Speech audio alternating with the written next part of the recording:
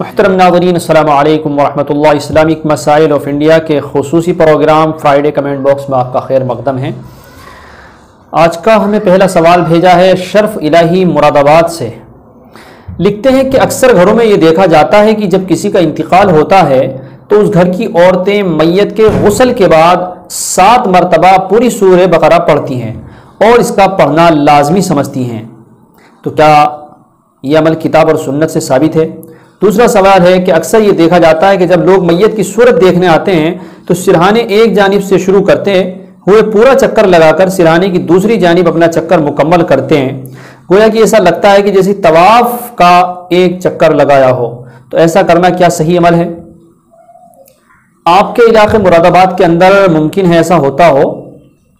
تو جو عورتیں 7 مرتبہ سورہ بقرہ کو پڑھنا لازم سمجھتی ہیں تو یہ عمل کتاب اور سنت سے ثابت نہیں ہے۔ اس طرح پڑھنے کو اور 7 مرتبہ پڑھنے کو لازم سمجھنا یہ غلط ہے۔ دوسری بات، لوگوں کا اس طرح چکر لگانا غالباً اس لیے ہوتا ہے کہ ایک راستے سے نکلتے رہیں اور دوسرے سے آتے رہیں، آنے والے آتے رہیں اور جانے والے جاتے رہیں، لیکن اگر اس کے علاوہ آپ کے علاقے میں کوئی اور شکل ہے اور پائتی سے لے کر کے پھر سرہانے تک جا کے اور پھر پائتی تک آتے ہیں اور یہ کوئی خاص سسٹم ہے تو پھر یہ غلط ہوگا، ناجائز ہوگا۔ ایک اور سوال لکھتے ہیں محمد افضل بجنوری، کیا فرماتے ہیں مسئلہ ذیل کے بارے میں کہ زید کے بدن کے کسی ایسے حصے پر کہ جس کو وضو میں نہیں دھویا جاتا خون نمودار ہوا، اس طرح کہ وہ اپنے مقام سے بہہ گیا پھر وہی خشک ہو گیا، زید نے اس خشک خون کو دھوئے بغیر وضو کیا اور نماز پڑھ لی، تو کیا اس خشک خون کو دھوئے بغیر نماز ہو جائے گی؟ جیسے ایک شخص خارش کا مریض ہے، چھالے پڑتے ہیں جن میں کھجاتا ہے، خون نمودار ہو جاتا ہے، کوئی خشک ہو جاتا ہے تو اس خون کو دھوئے بغیر دوسرے کپڑے پہن کر نماز پڑھ لیتا ہے، وغیرہ وغیرہ۔ دیکھیے، اگر ایسی جگہ پر خون نکلا جس کو وضو میں نہیں دھویا جاتا، جیسے کاندھے پر اگر خون نکلا ہے اور خون نکلنے کے بعد میں اپنی جگہ سے نہیں بہا ہے اور زخم کے سرے پر ہے، تو پھر وہ جگہ ناپاک نہیں ہوئی ہے، لیکن وہ اپنی جگہ سے نکلنے کے بعد کچھ بہہ گیا تھا، جیسا کہ آپ نے سوال بھی لکھا ہے آپ نے نمودار ہو گیا تھا،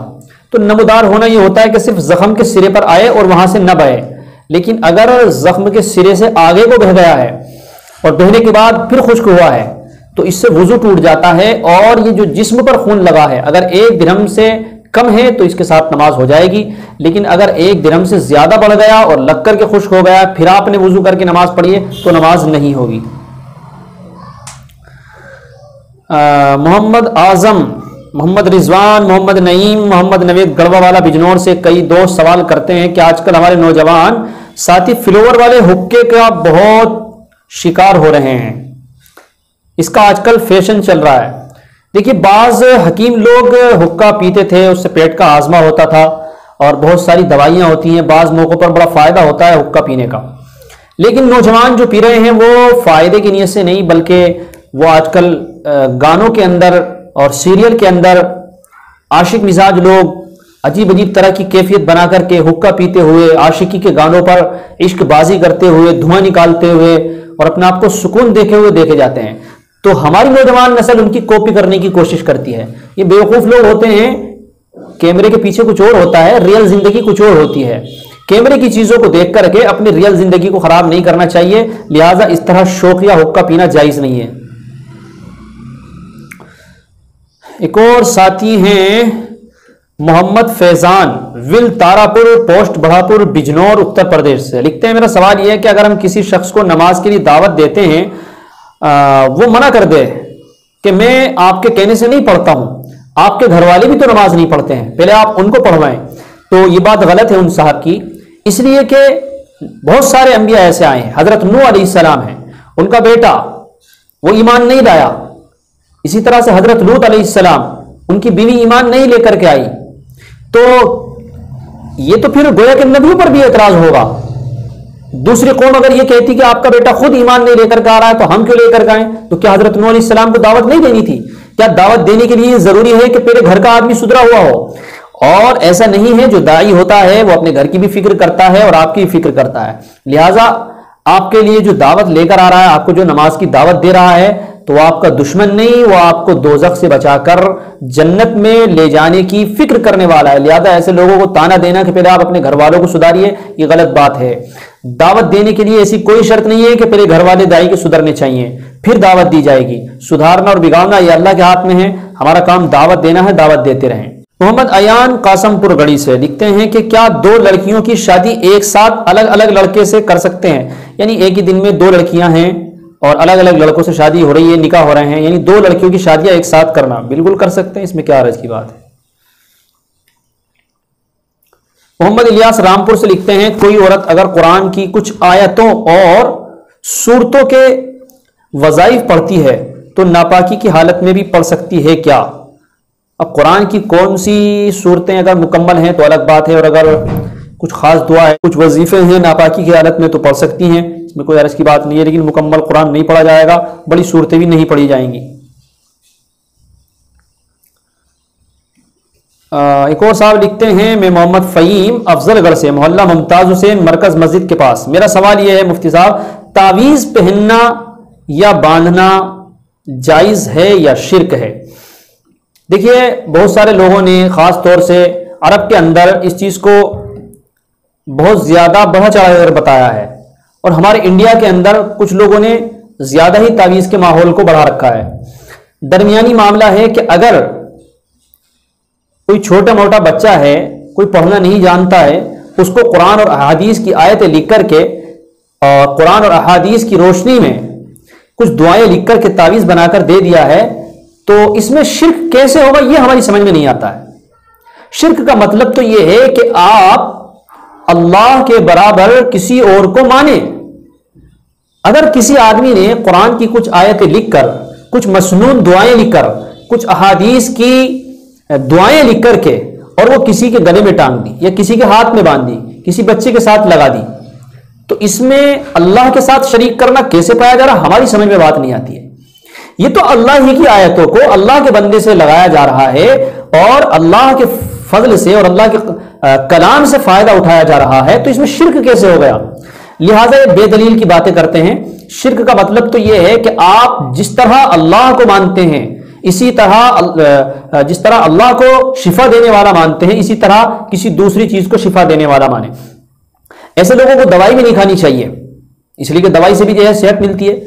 تو ایک ہوتا ہے سبب حقیقی اور ایک ہوتا ہے سبب ظاہری۔ سبب ظاہری یہی ہے کہ آپ دوائی کھائیں تو اللہ تعالیٰ اس میں شفا ڈال دیتا ہے، اللہ نے بتایا ہے کہ ان چیزوں میں شفا ہے۔ اسی طرح سے قرآن کی بہت ساری آیتیں ہیں، بہت سارے وظائف ہیں، احادیث کے اندر دعائیں آئی ہیں، ان کو بتایا گیا ہے کہ اگر آپ اس کو پڑھیں، اس کو پڑھیں تو ان سے یہ فائدہ ہوتا ہے۔ آپ اس کو لکھ کر کے اگر کسی کو متعلق کر دیں، کوئی پڑھنا نہ جانتا ہو، تو اللہ کی ذات سے امید ہے کہ اللہ کے ان کلام کے اندر برکت ہوگی، نفع ہوگا، لیکن نفع دینے والی ذات اللہ کی ہوگی۔ تو اس نیت سے تعویذ اگر پہنا جا رہا ہے تو جائز ہے۔ دوسری طرف بہت سارے لوگ کام نہیں چل رہا ہے، تعویذ، پیٹ میں درد ہے، تعویذ، سر میں درد ہے، تعویذ، میری اس سے لڑائی ہو گئی ہے، تعویذ، وہ ٹھیک سے نہیں مل رہا ہے، تعویذ، ہر کام کے تعویذ بنا رکھے ہیں۔ ایسے کام بالکل ناجائز ہیں، یہ بلا وجہ کے تعویذ ہوتے ہیں اور اس طرح کے تعویذات سے کوئی فائدہ نہیں ہوتا ہے۔ لہٰذا وہ لوگ جو ہر چیز کا تعویذ بیچتے ہیں، ہر چیز کا تعویذ بناتے ہیں، تو یہ سب دھوکے والی باتیں ہیں۔ ہر طرح کا تعویذ نہیں ہوا کرتا ہے، صرف جو چیز جہاں تک جائز ہے اس کو وہیں تک رکھنا چاہیے اور ناجائز کام کی طرف زیادہ قدم نہیں بڑھانے چاہیے۔ لوگوں کو اللہ سے جوڑنے کی کوشش کرنی چاہیے، تعویذ وغیرہ پر منحصر نہیں کرنا چاہیے۔ ایک اور ساتھی ہیں ان کا آڈیو میں سوال ہے۔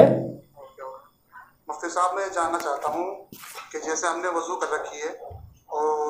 جب ہم چل رہے ہیں روم میں یا محلے میں یا گلی میں وضو کر رکھی ہے اور گانے چل رہے ہیں تو اس سے وضو پہ کوئی فرق؟ اچھا، یہ سوال کر رہے ہیں آڈیو کے اندر، یہ سعودی عرب میں رہتے ہیں اور افضل گڑھ کے رہنے والے ہیں کہ مفتی صاحب ہم کبھی ایسا ہوتا ہے وضو بنا لیتے ہیں، وضو بنانے کے بعد میں ہم لوگ بازار جا رہے ہیں تو گانے سن لیے، گانے ہمارے کان میں آ گئے ہیں، یا کبھی کبھی ایسا بھی ہوتا ہے کہ ہم نے اپنی زبان سے گنگنا دیے گانے، تو کیا اس سے وضو باقی رہتا ہے؟ دیکھیے یہ گانے وغیرہ گنگنانے نہیں چاہیے، لیکن اس سے وضو پہ کوئی فرق نہیں پڑے گا اور وضو اس سے نہیں ٹوٹے گا۔ تو یہ آج کے کچھ سوال تھے جو ہمیں موصول ہوئے۔ اگر آپ کا بھی کوئی سوال ہے تو ہمیں ہمارے نمبر 9084 23 20 31 یا کمنٹ باکس میں لکھ سکتے ہیں۔ بہت سارے لوگ سوال تو ڈال دیتے ہیں لیکن جواب نہیں دیتے ہیں، اور پھر بار بار ہمیں کرتے ہیں کہ ہمارا جواب نہیں آیا، ہمارا جواب نہیں آیا۔ بھائی جمعے کے دن شام کو 10 بجے ویڈیو چیک کر لیا کریں آپ کا اس میں جواب ہے یا نہیں ہے، اگر جواب نہ ہو تبھی لکھا کریں، باقی ہمیں پریشان اس طرح نہ کیا کریں۔ بہت سارے لوگ ہیں ان کے جواب دے دی جاتے ہیں، وہ سنتے ہیں نہیں۔ آپ کو یوٹیوب چینل پر جا کر اپنا جواب دیکھ لینا چاہیے۔ والسلام ورحمۃ اللہ وبرکاتہ۔